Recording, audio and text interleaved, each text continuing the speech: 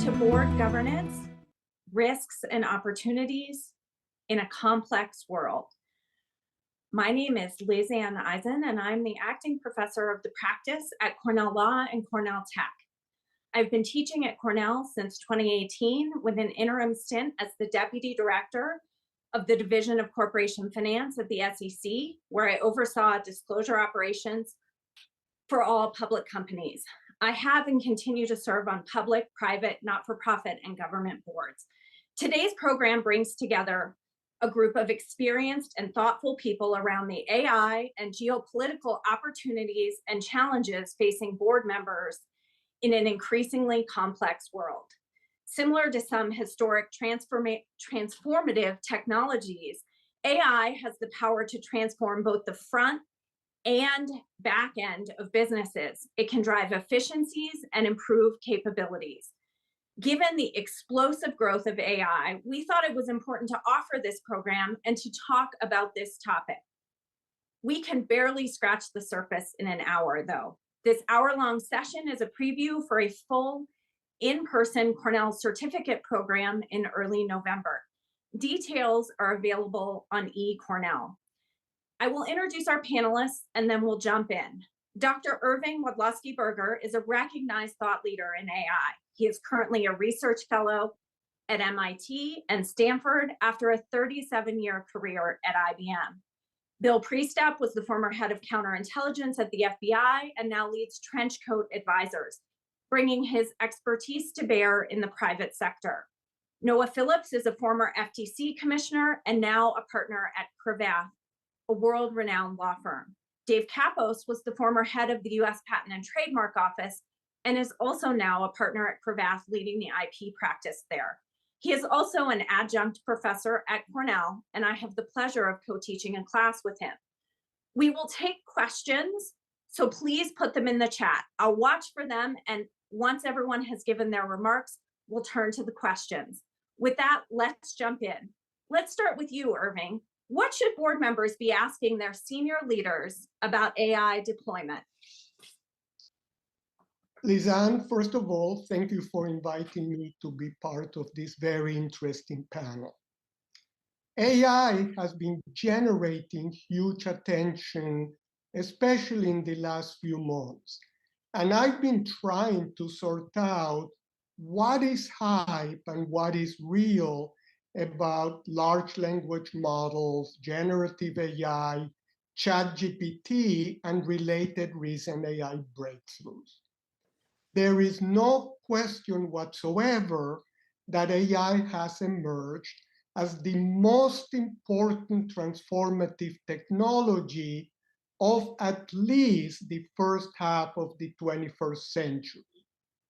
But a key question in my mind is whether AI will likely follow the same evolutionary path of similar historically transformative technologies like electricity, computers, and most recently the internet, or whether AI is in a class by itself, because unlike previous technologies, it deals with human-like intelligence, and some feel that as a result, it could even pose a threat to humans.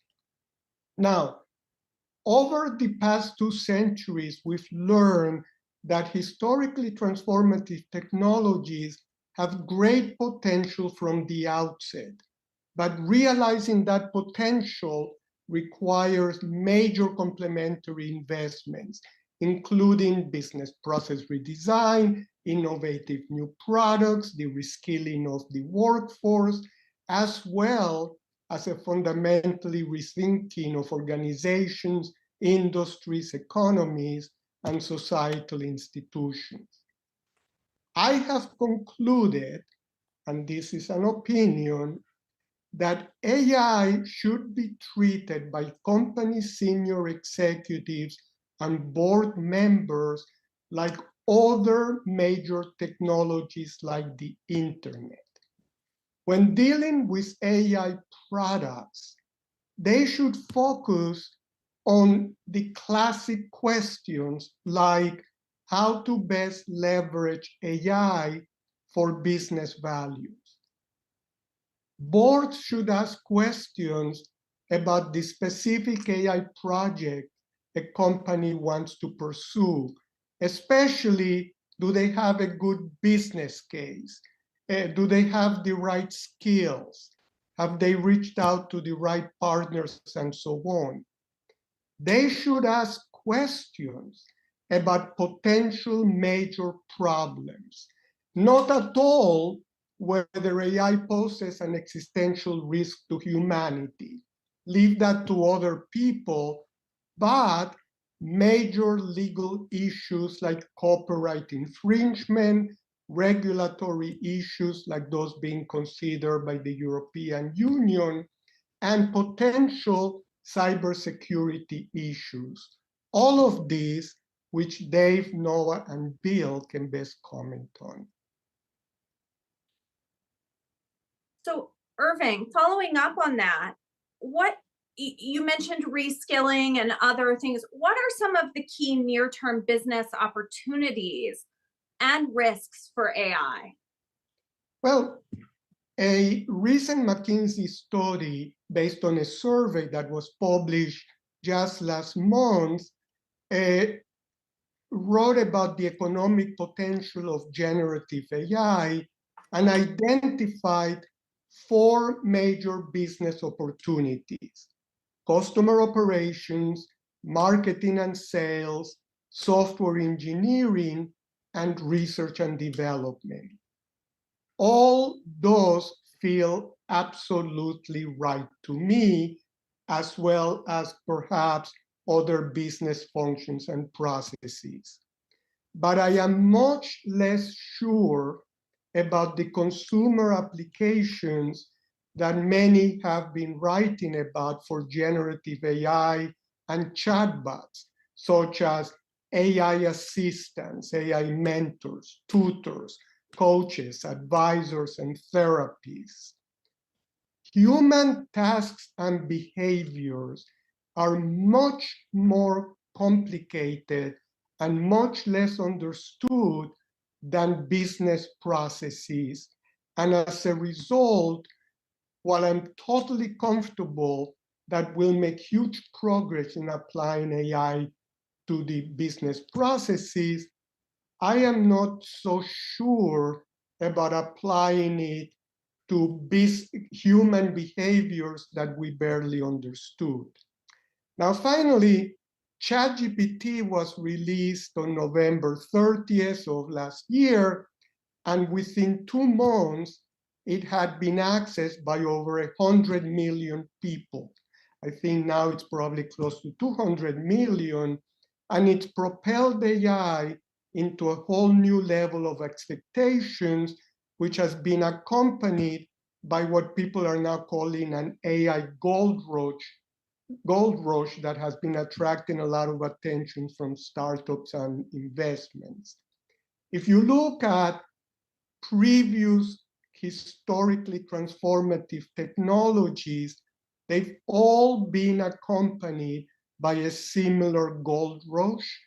Let's remember the 1990s internet.com bubble, and as we saw in previous cases, the bubble eventually burst.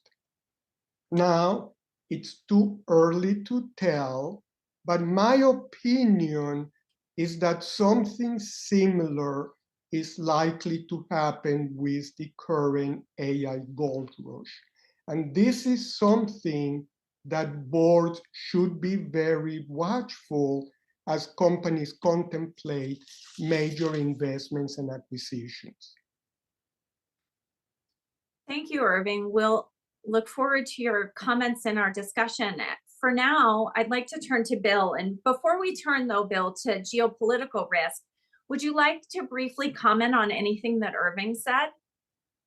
Yes, but let me begin by saying thank you for having me here today. I'm delighted to participate in this discussion. So I think Irving is fascinating, and his knowledge is so fascinating. I was taking notes on what he said, and he led off with basically saying that artificial intelligence is emerging as the most important transformative technology of the first half of the 21st century. And when talking to him previously, he's emphasized how, done right, AI will inform business decision-making in all regards. And obviously that's wonderful on so many fronts. But obviously what is powering AI? It's data. And so that means with the how powerful AI is, that data, the data used to inform that decision-making is going to be even more valuable. But not just to people who want to use it in the right ways, but to basically wrongdoers, threat actors, bad guys, whatever you want to call them. They're going to be looking for ways to steal data, sabotage data, manipulate or otherwise influence the use of it. And so I guess I hope conversations around AI don't lose the fact that organizations that are using it also have to do everything they can to protect it and to protect the entire process by which the data is being used, from collection to verification to storage to access to utilization, all along the way. And I do know that I think anytime we talk about protection of data, most people's minds immediately run to cybersecurity. And obviously that's really important. But I also hope people won't lose sight of the fact that we've got to protect the people who are touching the data all along the steps that I briefly described. In other words, we can't lose sight of the human element here as well. Well, Bill, that's a nice segue into geopolitical risk environment. And what does that landscape look like from your perspective? Well, unfortunately, it doesn't look good. And I do know I'm not the only one who feels that way. I just watched an interview yesterday of Jamie Dimon, the Economist had interviewed him, and he said during the interview that he thinks the world is more dangerous today than at any time in his lifetime. And I absolutely agree with him, and I think there's lots of reasons for that. I won't give you all the reasons, but again, why am I so worried about the landscape today? Take Russia and Ukraine. Take US and China. A lot of people think, oh, it's a economic competition. It is an economic competition. It's big, but it's also a political competition. It's a military competition. It's an ideological competition. It's a technological competition. It's an information space competition. It is competition, immense competition, and basically all the important parts of our society. I don't even know where to begin in regards to Iran and North Korea and their continued activities. India is the largest democracy on the face of the earth, and yet I believe they're becoming less free based on what I'm seeing and reading. And again, what issues might that portend going forward? In our own backyard, how about Mexico? The cartels, the drug cartels, continue to gain influence and power. They're branching out from straight drug trafficking. They're getting into human trafficking, extortion, illegal mining. They're even influencing or seeking to influence elected officials. What I'm trying to say is that whole situation is worsening. Don't even get me started on extreme weather, the threats of rapid technological advancement that Irving touched on. And let me conclude by saying, and hopefully you just got a little feel of what I think are some of the major crises. The major crises, the amount of them are increasing. Yet our world is ever more interconnected. And I'd argue governments, not just ours, but around the world, are more unable to address the major problems today. To me, that this is a recipe for disaster. So, Bill, that given the topic of our conversation today leads me to ask you, what do boards need to be thinking about and doing in connection with these risks you've identified? Sure, and I hope I'm not getting too animated. I get a little worked up when I think about these topics. But let me say, I guess I would recommend for boards, one of the first things they should do is to acknowledge the risk environment is bad. And it's highly unlikely it's going to get better anytime soon. In fact, I think it's more likely it's going to get worse. Well, that means we need to plan for it. It is no longer business as usual. And geopolitical and related security risks can't be an afterthought today. In my opinion, they've got to be on the forefront of business leaders' minds. So one of the things I really think they ought to be trying to do, and I saw the same thing happen in the cybersecurity realm, how do you attract more people at the board level and primarily at the executive level who have understanding of these issues, deep understanding of these issues? And obviously you want to be training the next generation of leaders, exposing them to these issues and potential solutions.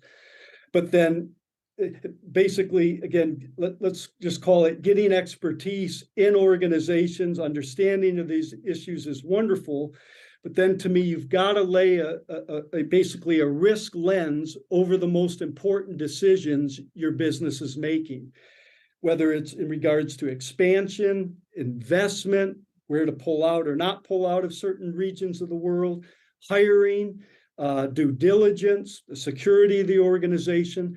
What I'm getting at is the geopolitical and related risks have to be a part of the consideration of every major important decision that organization is making.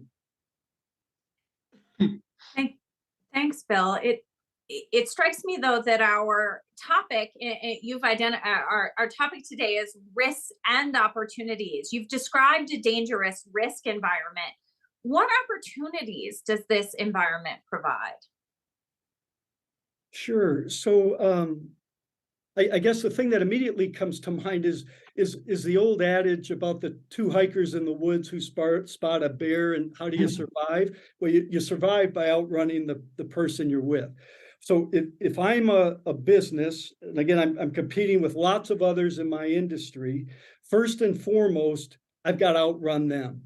I would argue that deep understanding of the operational environment that my industry operates in can help separate me from the pack. My government career was in the FBI, and we had this effort, what we call domain management. And it was all about, again, trying to obtain deep understanding of a geographical territory and the issues we cared about. What's going on today? Why is that happening? Based on everything we're seeing, what is likely to happen next?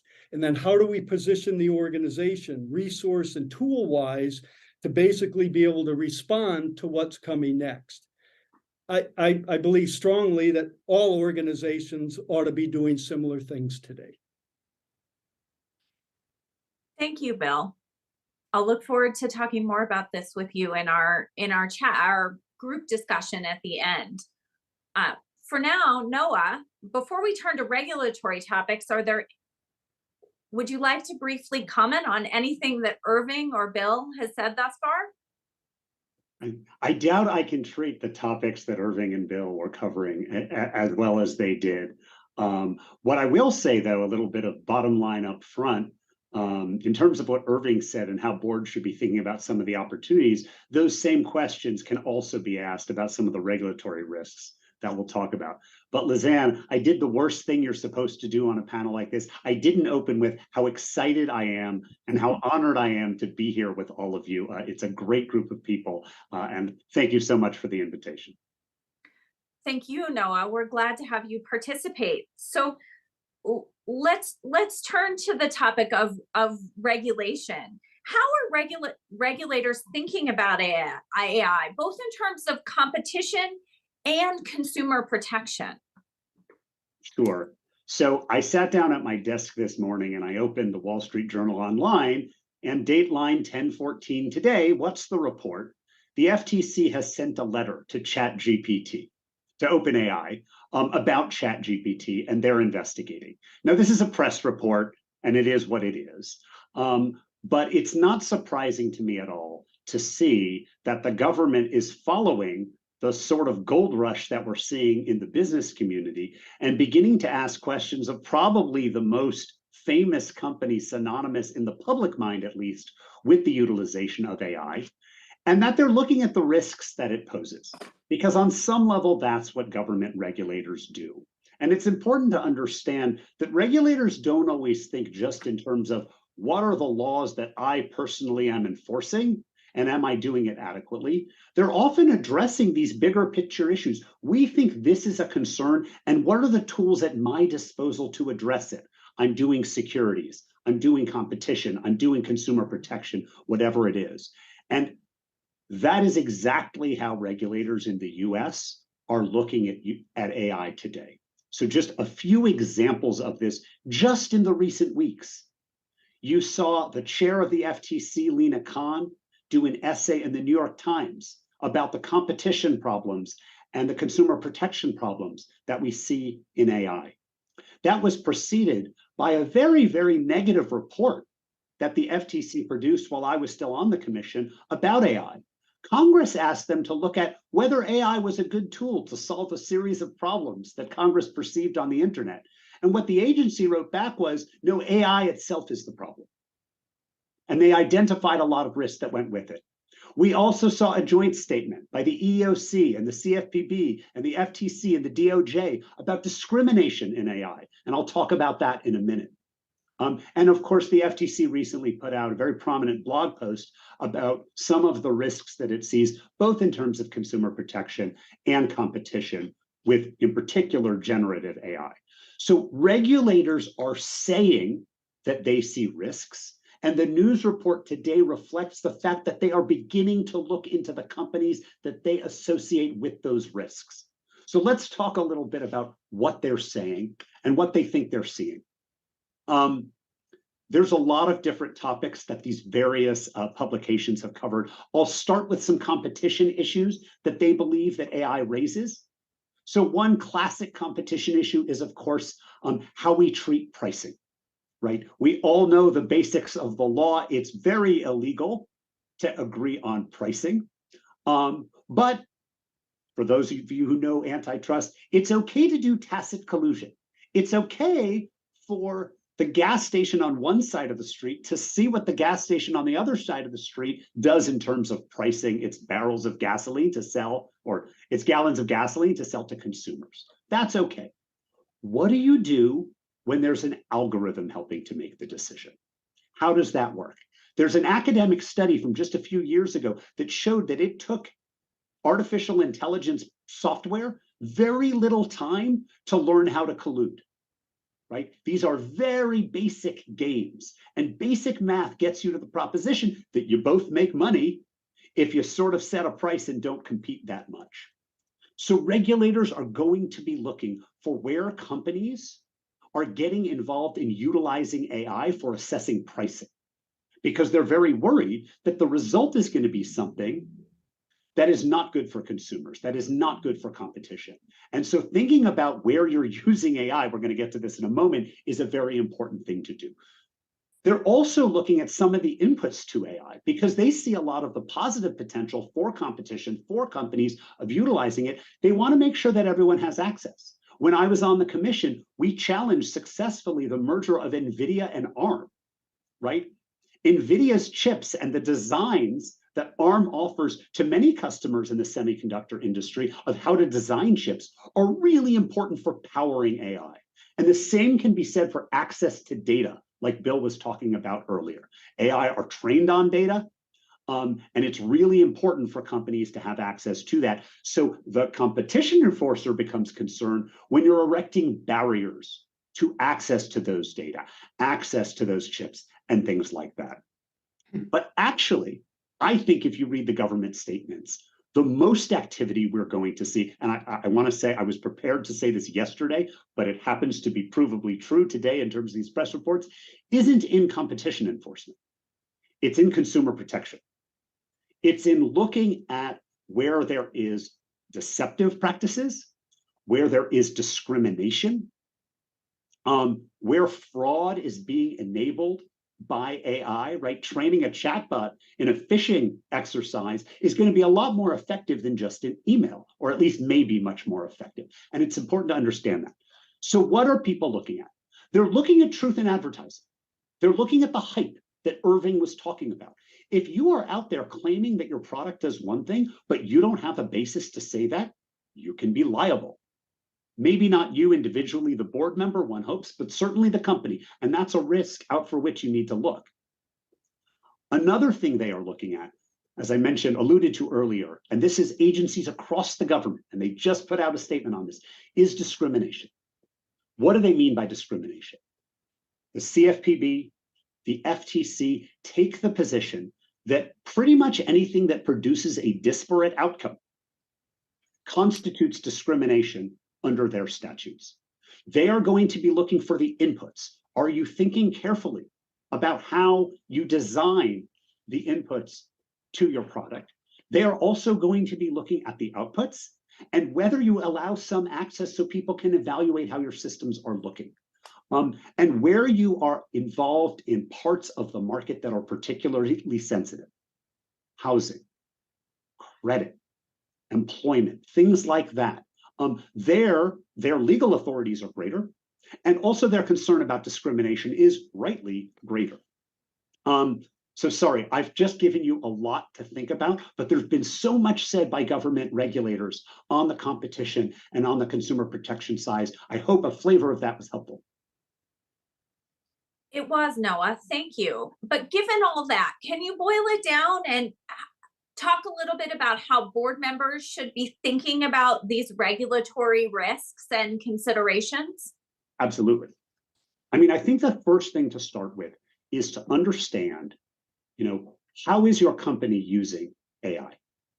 To ask your executives, whether it's new products that are AI enabled or they're using AI as a tool to improve their business functions, making sure the executives that you oversee understand how AI is being used at your company is step number one, right? The second thing is to understand where you're working with other parties. You're utilizing AI that share with you, or you're enabling their AI. That's also a really important thing to do. I want to read a quote from Lena Khan from not so long ago. She said, "We will look not just at the fly-by-night scammers deploying these tools, but also at the upstream firms that are enabling them." And lo, right, there is an investigation of OpenAI. They are interested to the extent things they are concerned about, like frauds, are being empowered by AI in knowing who is doing it, and it's not just the fraudsters. And that's important to understand. You also have to take account of what the agencies are saying. They are putting out a lot of material. They are saying a lot of words. Those words have meaning. And it's important to understand because they're broadcasting what they're concerned about. Understand that you're not engaged in that conduct. I'd also say you want to focus especially on some areas of core concern. I mentioned pricing. The Department of Justice has been very interested in expanding its view of liability lately on information sharing in industry. And AI can obviously be a tool for information gathering and sharing. You want to make sure that you're making claims that are supported. You want to make sure you're thinking about discrimination, and in particular, the focal areas that the government is focused on. So it's about asking your executives, how are we using AI? How do our products relate to AI? If we're using AI, what are the processes that you are going through to make sure that we are addressing some of the risks that I'm hearing about? Thanks, Noah. I'll look forward to continuing this discussion when we come to our group discussion after Dave gives his thoughts. Dave, before you talk about IP topics and that landscape, is there anything you'd like to comment on what Irving, Bill, or Noah has said thus far? Yeah, well, thanks, Lizanne. First of all, real pleasure to be here and to be working with just three absolutely brilliant colleagues. I'm entranced by everything I'm hearing. I've got a few comments on all three of Irving and Bill and Noah's remarks. So Irving mentioned something very early on, investment in complementary assets, super important. And the reason that resonates with me so much is that there's going to be a lot of innovation action in complementary assets, a lot of invention, a lot of new ideas and business opportunities and models. So if I'm a board member and I'm in this space, I'm thinking about those complementary investments. Which ones is my company making, or should we be making, or can we make? And how do we gain competitive advantage there? Irving also mentioned issues that are of a more legal nature and near and dear to what I do, including copyright infringement. And as a board member, there's going to be lots of activity there. And, we're not looking to make lawyers out of board members. But I would just mention two categories that I think board members should be aware of. One is copyright issues that come up because if you've got programmers in your company, right? We used to say if you've got programmers in your company, they are using open source software. Now what we can say is if you've got programmers in your company, they are using AI. And when they're using AI, that brings up copyright infringement issues. In fact, there is already at least one lawsuit that's been filed alleging copyright infringement. And it turns out, interestingly, that suit and every other instance that I'm aware of, the issue actually comes down to open source software, because the part of ChatGPT that's being used to train its model to write software is using almost entirely open source software as its corpus. And so what does that mean? Interestingly, it means your major issue is likely to be informing the public about the nature of the open source software that your programmer software is based on. So oddly, not so much of a copyright risk in the end, but a kind of an inform the public risk. So I won't go any deeper into that, but I mentioned that first example of software written by AI because it has become instantly ubiquitous, right? Don't, as a board member, don't think that your programmers at your company aren't using AI to develop their software. They are. Not that it's necessarily a problem, but they are. And then I mentioned there were two examples. The other one, of course, that Irving also mentioned was the data used to train models. And we've seen litigation here already, and we'll see a lot more of it. And this is mostly copyright infringement. So it's the corpus of music that's being used to train the model that's now creating more music. It's the corpus of images that are being used to train the model. And in this regard, I'll just briefly say, and this is where advisors come in handy for board members. These issues intersect with a recent Supreme Court decision, for those of you who follow that at a board level, in the recent case of a Warhol versus Prince.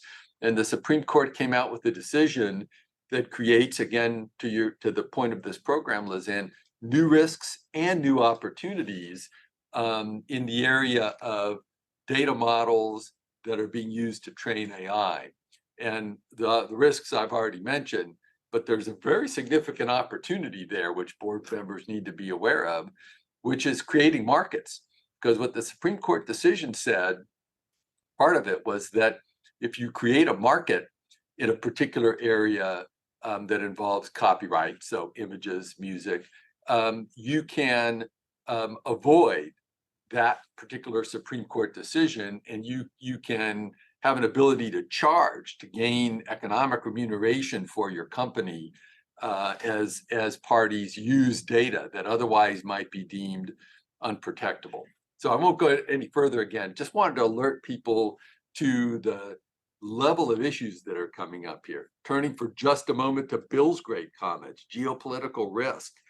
So Bill stole a bit of my thunder in the bear chasing after two hikers, because I think of that almost across the board in this area, whether it's geopolitical risk or regulatory risk that that Noah talked about, there's no perfection standard here. We're all feeling our way around. We're all looking for ways to be compliant with fast evolving, changing, and developing laws and regulations. So it's not a world in which you need to be perfect, but it is a world in which you will be measured by one, best practices, developing, implementing best practices, and two, continuous improvement, looking for ways to get better all the time. And then there's really a third one, which is having people in place that you could point to as a board member, a chief data security officer, a chief cyber risk officer, and not making that something that your CIO or your CTO does, but creating, someone who's focused and specializing in that job. And if you do those three things, right, in Bill's area, cyber risk, management of data, being ready for those things that Bill explained that can go very wrong very quickly, you'll be super well served when you've got to answer to regulators. And then lastly, turning to Noah's area, again, just so fascinating. I find myself feeling like, number one, you've got to be implementing best practices. You've got to be constantly improving. You've got to have people who are responsible for these areas. But I think there's another point that was coming to my mind as Noah was speaking too, which is, as a board member, constantly asking the risk-adjusted question, what are we doing that could give us a not so good look here? So Noah mentioned some things. Here are a few others that come to mind. Look, we're in an era in which what your company is doing that could intersect with regulation with economic competitors of the US, like China, with national security problematic countries, think Russia and Iran and countries like that. It is something that, as a board member, you've got to be very, very alert to. And it can be easy to make mistakes because, as you've heard, you're talking massive amounts of data. It can be very hard to know where that data comes from. It can be very hard to know how that data has been regulated and controlled in the past. You've got to be asking questions about those things as a board member, and realizing that we're not in a world anymore where 75% transparency is good enough, where I didn't know that my algorithm was discriminating against, name your class of data subjects, not good enough. So as a board member, you've got to be asking those questions, and you've got to be ensuring that you've got something better than we didn't know available to you. So that's it. I'll stop there, Lizanne, but with the three great speakers ahead of me, just a wealth of topics already. Great, Dave. Just following on that, is there anything you'd like to add about what board members ought to be thinking about sensitive business and personal information that their companies may be collecting? Yeah, it's a great great question. And what comes to mind for me is, first of all, what rights are available to us in the information we've got. So when you talk about sensitive information, you could be talking about HIPAA regulated information like, healthcare data about people, disease data, health issues kind of data, super sensitive. You could be talking about data about children, super, super sensitive, right? You could be talking about data just about the rest of us, our credit card numbers, our social security numbers, stuff like that. And the first thing that comes to mind for me, and I deal with boards and companies on this kind of issue all the time, is not missing the obvious restrictions on the use of data. And that requires, number one, constantly making sure that the company whose board you sit on is staying on top of this fast evolving regulatory environment. Laws are being updated almost daily. Within the last few days, and no, I can't quite outdo you on today's Wall Street Journal article, but I come pretty close. It was just within the last 48 hours, and it's just being reported today, really, that in Europe, the EU has approved the new exchange protocol with the US for sensitive personal data. That is a big deal. We've had two of them in the past. Both of them have been adjudged invalid by the CJEU, the Court of Justice for the European Union. There have been lawsuits filed in Europe, and in both cases, the so-called privacy shields between Europe and US have been found invalid, which has made it incredibly cumbersome, difficult, and risky to just have a single company move data about Europeans, privacy data about Europeans, to the US. Or if you're a European company, hire a US vendor that might be storing data on a cloud that's got some instances somewhere in the US. We just within the last few days got a new privacy shield in place. I'll tell you what, man, as a company, as a board member, you know, I'd be sending notes to my CEO and my GC over there saying, hey, you guys on top of this? I just want to make sure that we're updating our policies and we're doing the things to do. You got to take action with the US government, Department of Commerce. You got to go in there and make sure that you're filing the papers you need to take advantage of the new privacy shield. Don't wait to get started on that. So that's an example, Lizanne, and just a little bit of depth on what, you know, what a board needs to be thinking about. It's almost in real time that you've got to be tracking the laws. I haven't even mentioned US laws, right? California and Colorado and New York and Virginia and other states. And the laws are changing almost in real time. They're being adopted almost in real time, and they're being interpreted almost in real time. So there's just a lot to stay on top of. Thanks, Dave. I want to amplify one thing you said, which is that senior leadership teams should not be allocating the responsibility for these issues to folks that already have a full plate. I'd like to extend that comment to boards. Many boards currently allocate risk oversight to the audit committee. And given the nature of both the opportunities and the challenges, AI is broader than that. If we learn anything from the Boeing case in Delaware, it's that sort of it can't be a tick the box exercise. And given the encompassing nature of AI, I think it's incumbent on boards, not only C-suites, to make sure that all the relevant committees, as well as the board as a whole, is thinking about AI as part of strategy and every aspect of their board work. It's not something necessarily to say, oh, it's a risk, let's assign that yet again to the audit committee. And I think, you know, what we see out of the Delaware case in Boeing supports that. So yeah. Sorry to interrupt, Lizanne, but I couldn't agree more. As the chair of the audit committee on one of the boards that I sit on, I will tell you, audit committees have a view, and we all have informed views as board members. But this is, you've heard already from the four of us who've spoken, AI-related risk and opportunity issues are in every discipline, and every part of a board needs to be in the middle of them, starting from the chair and the CEO, you know, down to all the board members. Thanks, Dave.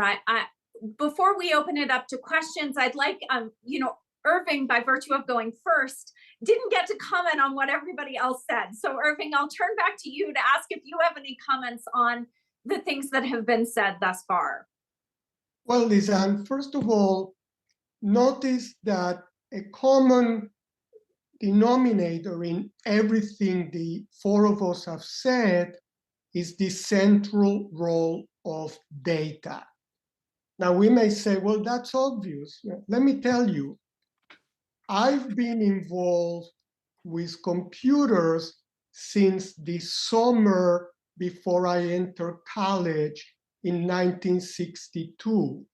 And since then, the bulk of attention to computers and the information technology industry was on hardware and then software. And yes, we build database software and things like that, but the bulk of the attention was hardware and software.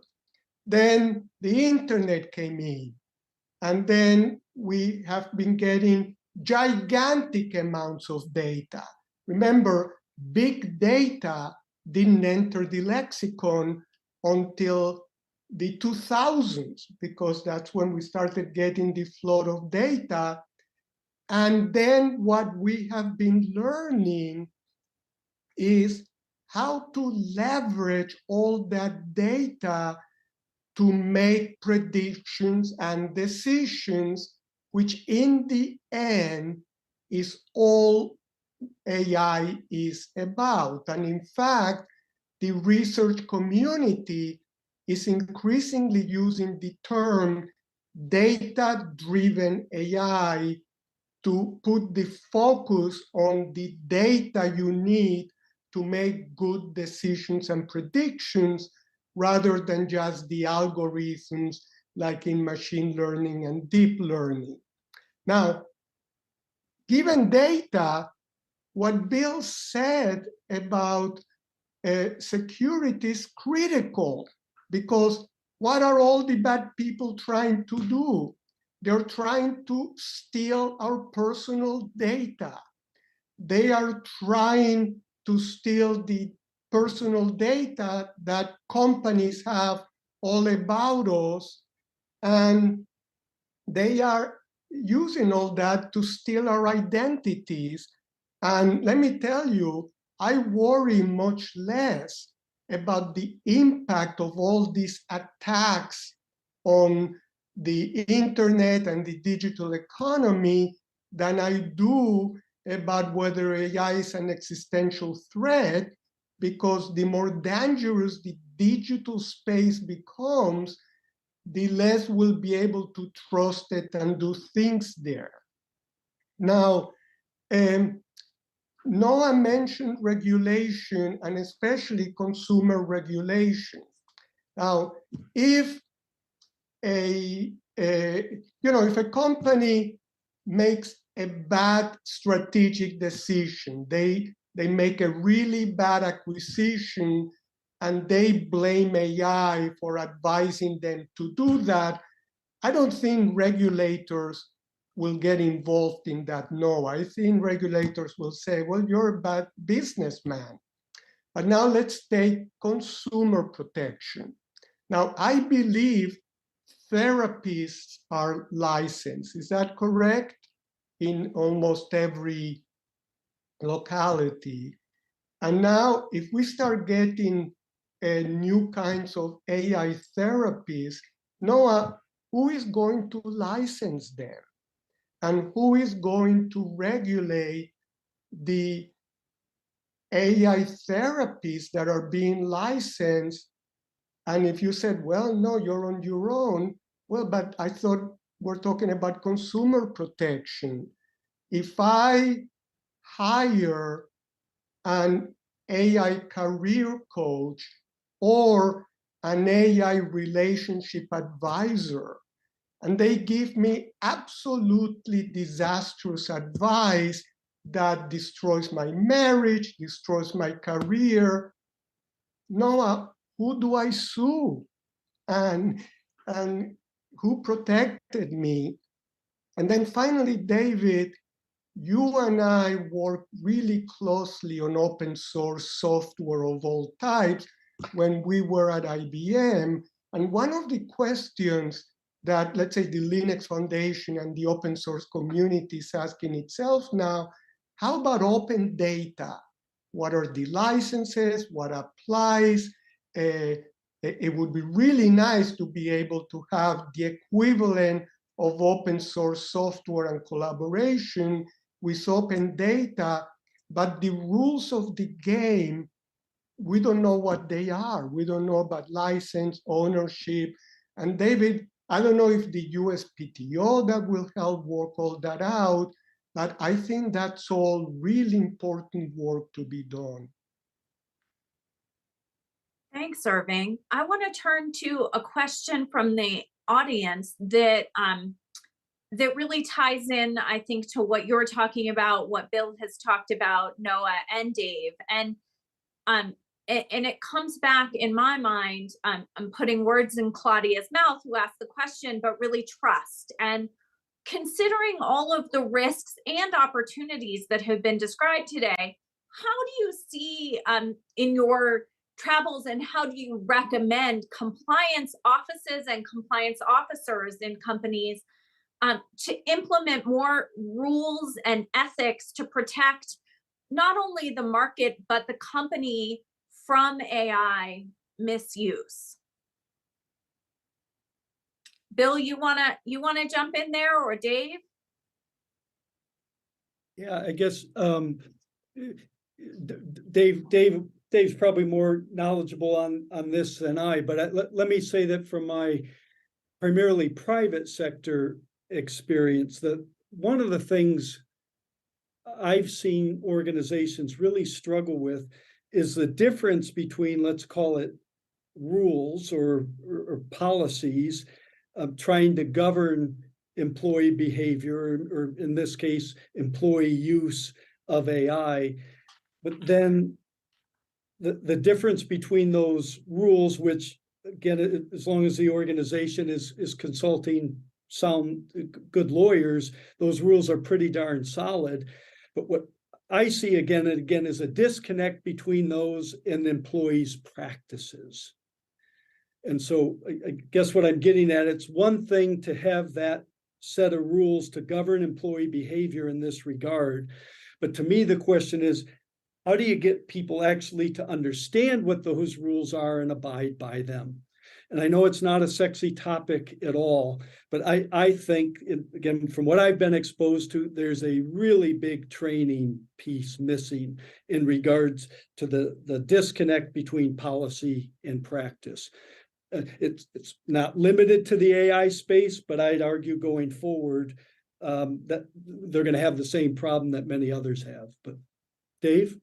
Lizanne, just to briefly build on that, I very much agree with Bill.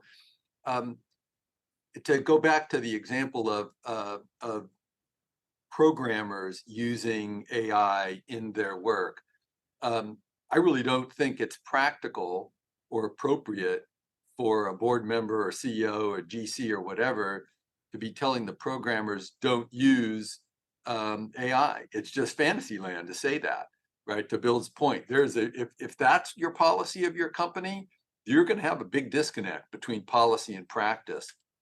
So where you need to go is on much more practical levels of advice. In the case of use of AI tools like ChatGPT, you need to go to the next level of detail. So which programming model are you using?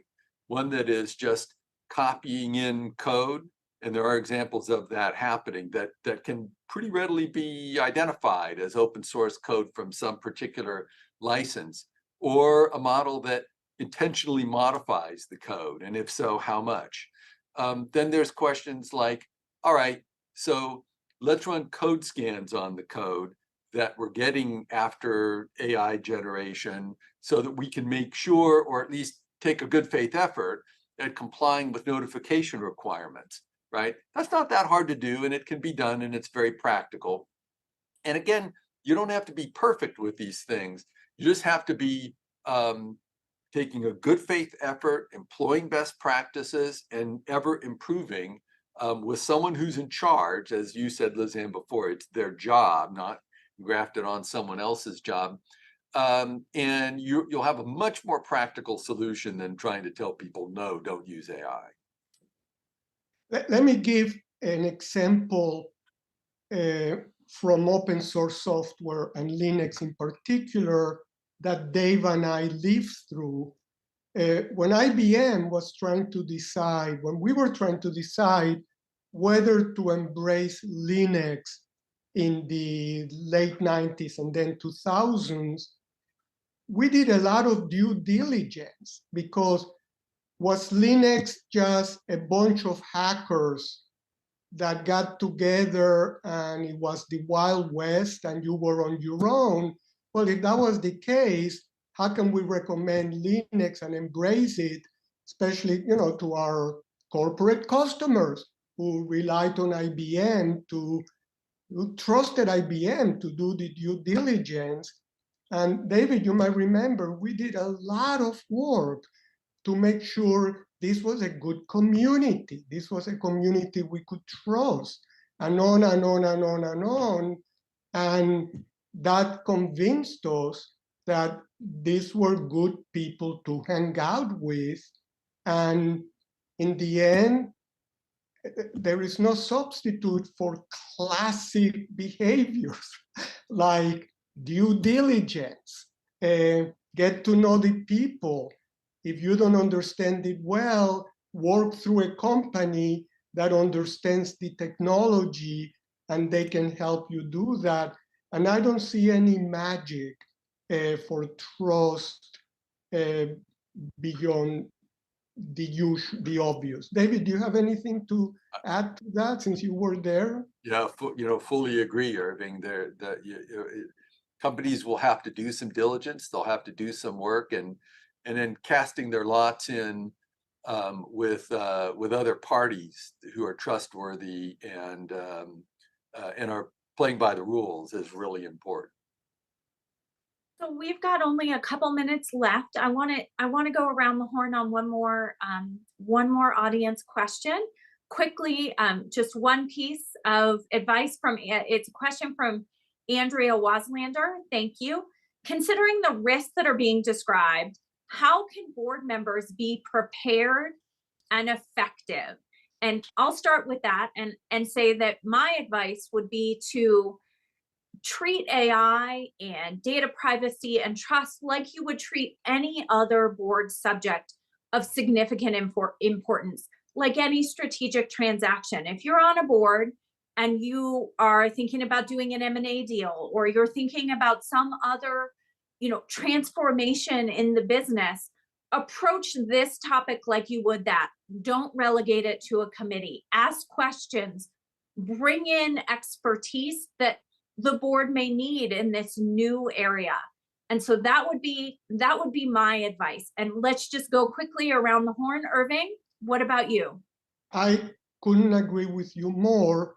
The problem with AI, artificial intelligence, is the word intelligence. Because once you say intelligence, people think, oh my God, you're taking me into a whole different dimension. When the field got first developed in the 1950s, a number of computer scientists said, we shouldn't call it artificial intelligence, we should call it very complex systems. And if we had called it very complex systems, it would be a much less sexy name. But then all these questions about how should I deal with it would be much easier to answer, which is deal with it the way you would deal with any complex decision that the business is trying to make. Thanks, Irving. Bill? My quick advice would be to have somebody who can look at risk holistically. You have all these different risks, the things we've touched on today. AI, legal, regulatory, financial, geopolitical, what have you. Too often, risk management is done in silos. Somebody's got to understand the risks in totality. Thanks, Bill. Noah? To me, and this very much links up with what everyone else has said, the critical first step to understanding how to handle AI is understanding how AI is being used at your organization and making sure that the people who are in charge of using that AI, whether it's in marketing or software development or research and development, are aware of the different risks that might pose, and that they're looking at and thinking about how they do their work in light of those. Thanks, Noah. Dave? Yeah, great comments. All I would just say three things. Number one, get curious. Number two, get smart. Number three, ask questions. Thank you. And thanks to each of you for joining us today, and to our audience, and for the great questions. And we appreciate you joining us. Have a great day.